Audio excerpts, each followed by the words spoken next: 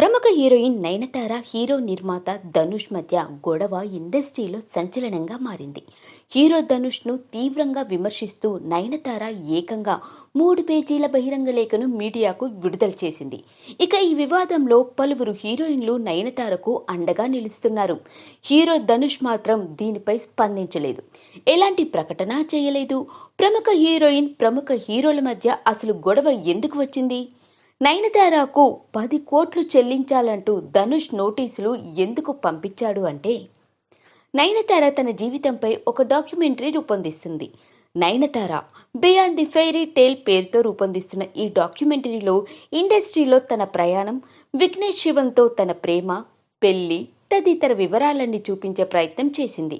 ఇక ఇందులో భాగంగా తామిద్దరి పరిచయం ప్రేమకు దారితీసిన సినిమా నానుం రౌడీ దానిలో ఓ చిన్న సన్నివేశాన్ని తన డాక్యుమెంటరీలో ఉపయోగించుకుంది.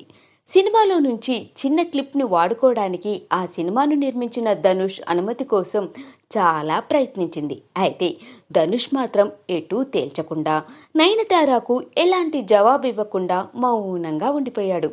తీరా ఇటీవల నయనతార తన డాక్యుమెంటరీ ట్రైలర్ రిలీజ్ చేశాక ధనుష్ 10 కోట్లు చెల్లించాలని నోటీసులు పంపించాడు.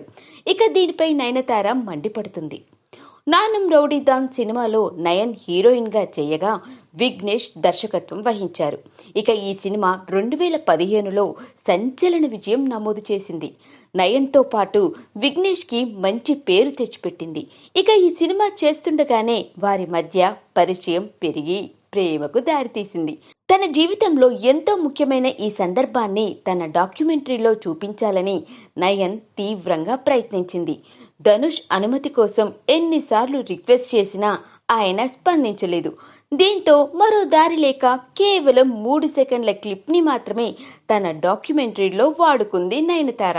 ఇది సంగతి.